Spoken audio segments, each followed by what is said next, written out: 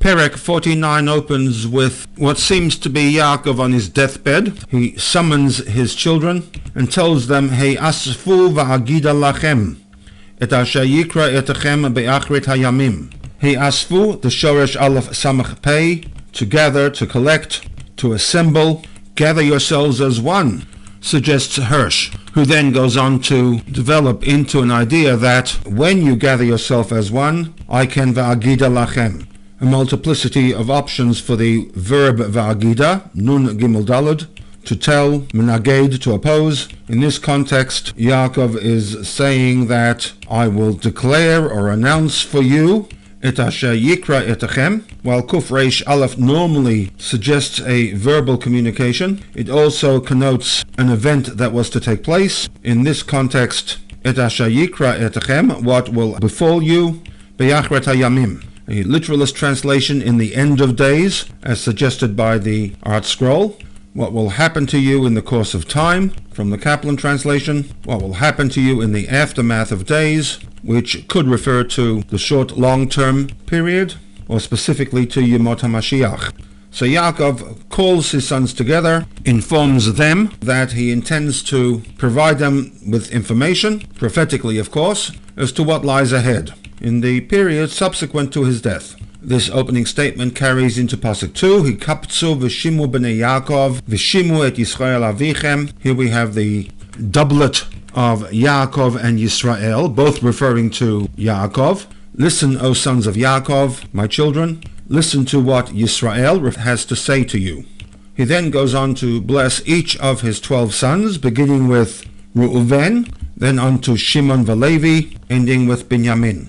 When in Pasuk Aleph Yaakov calls his sons together, informing them that he intends to reveal what was to take place in the Achret Hayamim, however one interprets Achret Hayamim, one would expect to find the details of the Achret Hayamim in the subsequent Pasukim. In actuality, what we do have is an account of the brachot, the blessings, that he gave to each of his 12 sons. This anomaly appears to underpin a midrashic fill-in from Masechet Psachim, also recorded by Rashi in his commentary to this pasuk, that Bikesh Yaakov legalot et haketz, that Yaakov's intent as of pasuk Aleph was to reveal to his children the ketz, or ketz hayamin, the term used by the Gemara, the end of days. What specifically he intended to do is a matter of debate, but for some odd reason, nistalka mimeno shchina.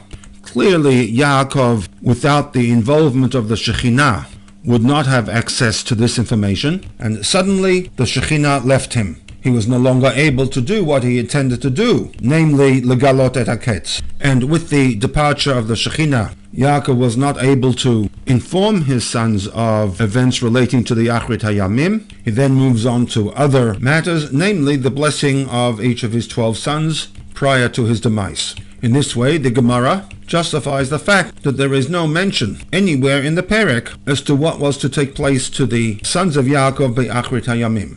Which brings us to the core difficulty that the Rebbe touches upon in this SICHAH, in which he asks and challenges the position of the Gemara that there was a plan A and a plan B. Plan A relied on the presence of the Shekhinah, and because the Shekhinah departed, Yaakov then needed to move into plan B. Why can we not simply say that the original intent of his informing them Asher Yikra Etechem Be'achrit Hayamim refers specifically to the events recorded in the individual brachot to each of his 12 sons? Phrased differently, what evidence in the text is there that the Achrit Hayamim refers to the Messianic era, that we are dealing with a prophecy that required the Shekhinah, inserting into the narrative that the Shekhinah departed, leaving Yaakov with plan B, the blessing of his sons? What basis does the Gemara and Rashi have for Bikesh Yaakov legalot et haketz, and the subsequent departure of the Shekhinah?